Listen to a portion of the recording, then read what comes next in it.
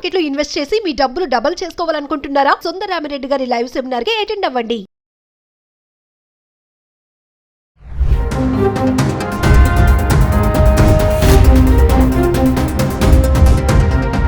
నమస్తే, welcome back to Suman TV. America అధ్యక్షుడు Donald Trump అధికారంలోకి వచ్చినప్పటి నుంచి అమెరికాలో చదువుతున్నటువంటి విద్యార్థులపైన కఠిన నిర్ణయాలు తీసుకోవడం మనం చూస్తూనే ఉన్నాం.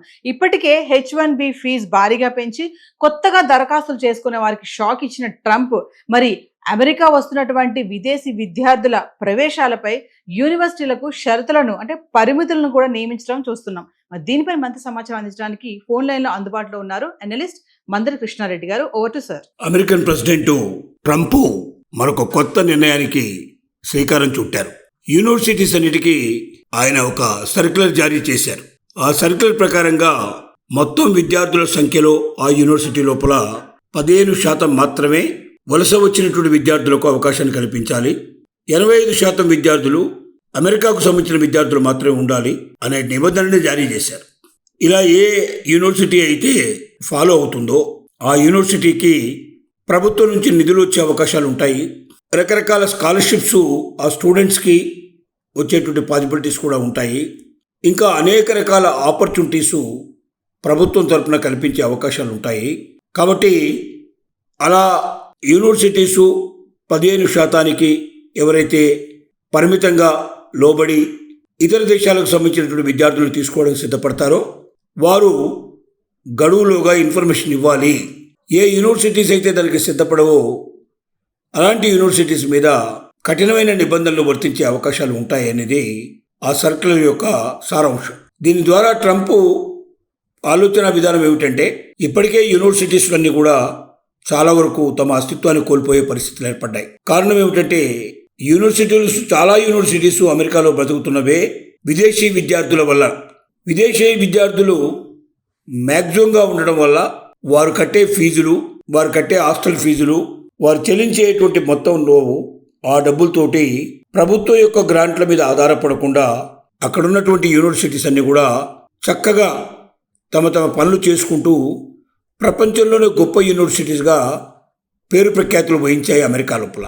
ఇప్పుడు ఆ విధానానికి గండి కొడుతూ మొత్తం విద్యార్థుల సంఖ్యలో 15% మాత్రమే విదేశాలు, అందులో ఒక దేశం నుంచి ఏదైనా ఒక దేశం నుంచి పర్టికులర్గా 5% మించడానికి వీల్లేదనే కండిషన్ కూడా పెట్టాడు. అంటే టోటల్ 15%, దాంట్లో ఏదైనా ఒక కంట్రీ మ్యాక్సిమం మీరు తీసుకుంటే 5% తీసుకోవాలి. అంటే మిగతా అన్ని దేశాలు కలిసి కనీసం 10% అన్నా ఉండేటట్టుగా చూసుకోవాలనేది దాని సారాంశం.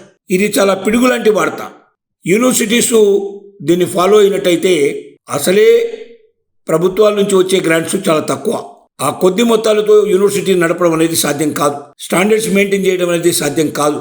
ఇలాంటి పరిస్థితుల్లో ఒకవైపున ఈ ఆపదను ఎదుర్కొంటూనే మరొక వైపున ఇప్పుడు మరి 15% మాత్రమే విదేశీ విద్యార్థుల్ని అక్కడ నిలువరించే ప్రయత్నం చేయాలన్నప్పుడు, ఆ నిబంధన పాటించాలన్నప్పుడు యూనివర్సిటీస్గా పనిచేయడం చాలా కష్టం. ట్రంప్ చెప్తున్నట్టుగా ఏవో కొన్ని మరి ఇస్తాం, కొన్ని అవకాశాలు కల్పిస్తాం, కొంత డబ్బుని మీకు ఇస్తాం అని చెప్తున్నారు. కానీ ఆ గ్రాంట్స్ ఎంతవరకు వస్తాయనేది కూడా నమ్మకం లేదు. ఎందుకంటే ట్రంప్ ఈరోజు మాట్లాడిన మాటకి రేపు మార్నింగ్ మాట్లాడే మాటకి మధ్య ఎంత తేడా ఉంటుందో వాళ్ళు గ్రహించారు. కాబట్టి ట్రంప్ మాటల్ని విశ్వసిస్తూ ట్రంప్ ఆలోచన విధానానికి సైకొడుతూ విదేశీ విద్యార్థుల్ని వదులుకున్నట్టయితే మొత్తం యూనివర్సిటీసే మూతపడే అవకాశం ఉంది. స్టాండర్డ్స్ మొత్తం తగ్గిపోయే అవకాశాలు ఉన్నాయి. చివరికి అక్కడ ఉన్నటువంటి స్టాఫ్కు శాలరీస్ ఇవ్వడం కూడా చాలా కష్టమయ్యే పరిస్థితులు ఏర్పడుతున్నాయనేది వాళ్ళకు పూర్తిగా తెలిసిన విషయమే. ఎందుకంటే అమెరికాలో ఉండేటువంటి స్టూడెంట్స్లో ఎక్కువ మంది గ్రాడ్యుయేషన్, పోస్ట్ గ్రాడ్యుయేషన్ చేసేవాళ్ళు చాలా తక్కువ. అండర్ గ్రాడ్యుయేషన్లోనే ఎక్కువ మంది ఆపేసేటువంటి అవకాశాలు ఎక్కువగా ఉన్నాయి. మరి అలాంటప్పుడు గ్రాడ్యుయేషన్, పోస్ట్ గ్రాడ్యుయేషన్కి విపరీతమైనటువంటి గిరాకీ ఇతర దేశాల నుంచి వచ్చి ఇతర దేశ విద్యార్థులు పోటీ పడి ఎంట్రన్స్ ఎగ్జామినేషన్స్ పాస్ అవుతూ ముందుకు వస్తున్నారు. ట్రంప్ పెట్టిన మరొక నిబంధన ఏమిటంటే ఖచ్చితంగా పోటీ పరీక్షల్లో ఎవరైతే పాస్ అవుతారో వాళ్ళని మాత్రమే తీసుకోవాలి. అలాంటి పోటీ పరీక్షలు ఖచ్చితంగా ప్రతి సంవత్సరం జరిపి, అది ప్రభుత్వ పరంగా జరిపేటువంటి పరీక్షలు, ఇటు యూనివర్సిటీ జరిపే పరీక్షల్లో ఎవరైతే కృతకృత్యులు అవుతారో వాళ్ళకు మాత్రమే అక్కడ సీట్ ఇవ్వాలి.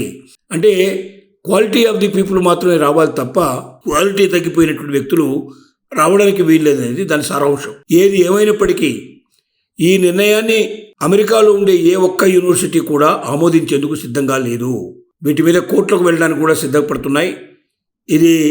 దీన్ని అమలు పరిచినట్టయితే చాలా యూనివర్సిటీసు పూర్తిగా మూతపడే పరిస్థితులు ఏర్పడతాయి.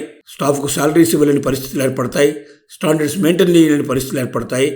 అలాంటి అధమస్థితికి తెచ్చుకునే దానికన్నా దీన్ని ఎదిరించి పోరాటమే మంచిదనే ఉద్దేశంతో చాలా విశ్వవిద్యాలయాలు ఇప్పటికే సమాయత్తం అవుతున్నాయి కోర్టులను ఆశ్రయించడానికి.